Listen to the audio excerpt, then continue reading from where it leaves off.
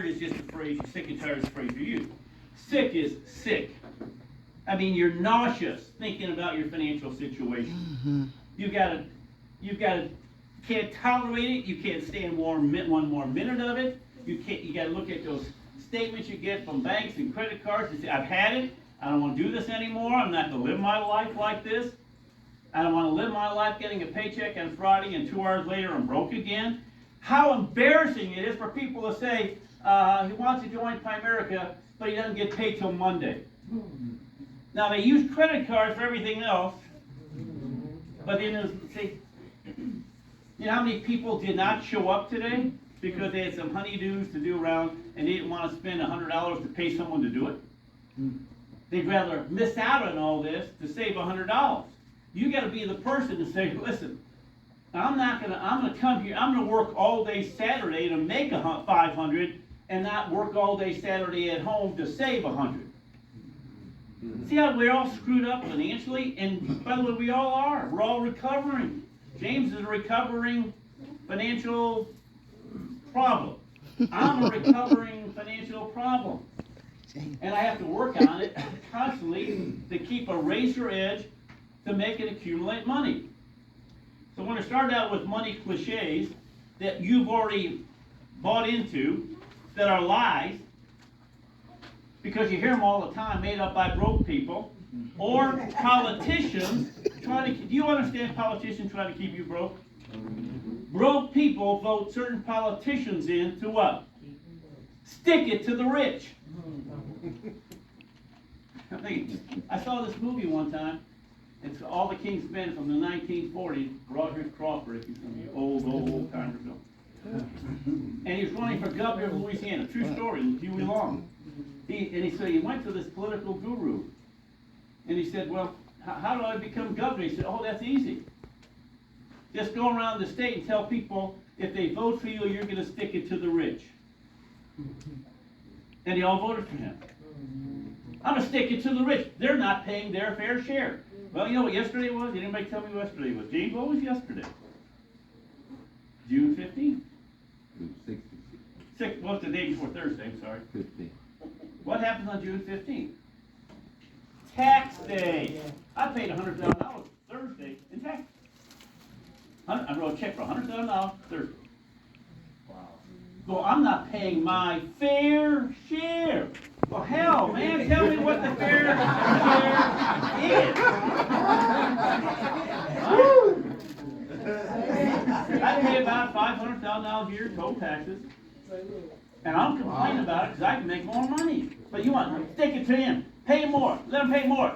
Why do you hate the rich? Why are you so angry at the rich? Why? What they do to you? We just went to Chick-fil-A.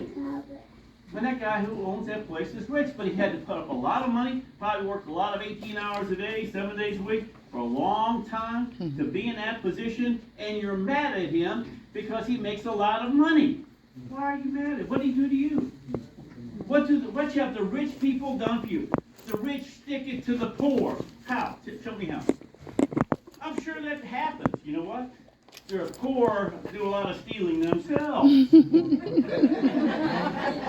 as if the poor are innocent. See the point I'm making? But we got this attitude that the rich are bad and the poor are good. Then why do you lock your car up twice as hard when you're in a poor neighborhood?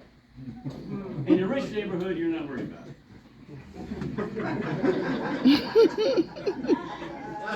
You go to San Francisco, they're closing down a lot of the, why? All the theft.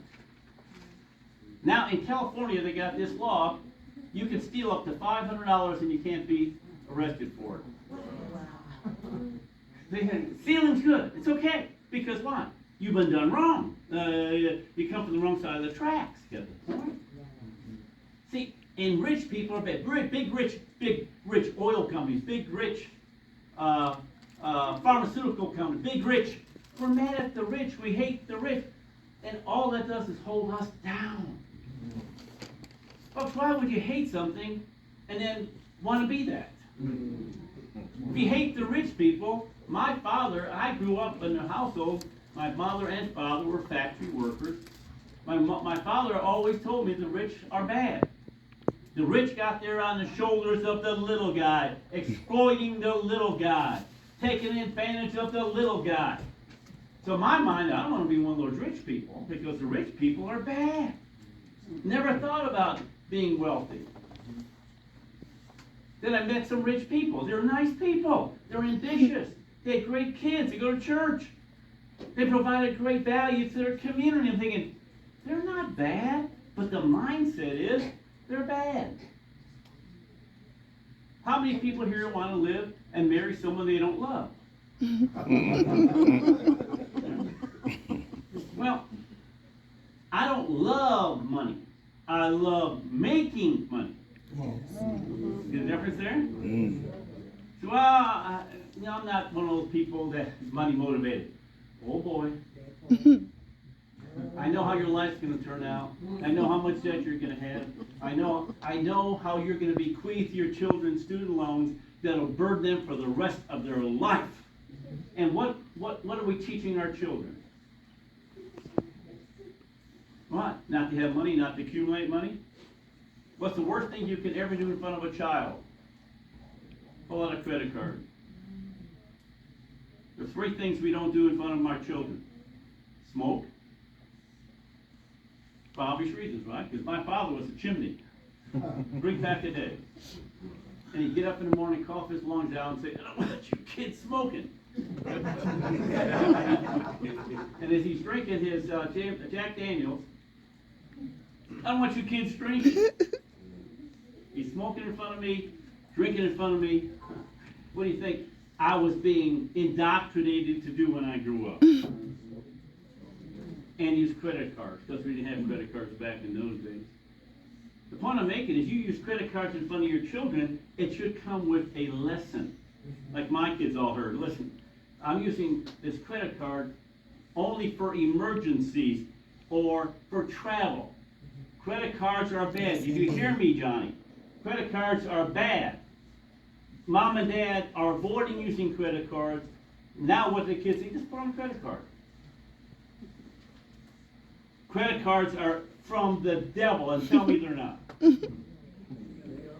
Credit cards get more people into trouble and cause more problems. But money, that's the bad one. That having and accumulating money, that's bad. No. So the cliches are, there's more to life than making money. You've all said it. This is in your software. Someone put it in there.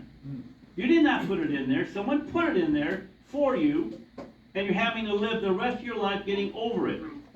You can't take it with you. You heard that one? Money doesn't buy you happiness. Like one guy said, money doesn't buy happiness, Bill. I said, how do you know?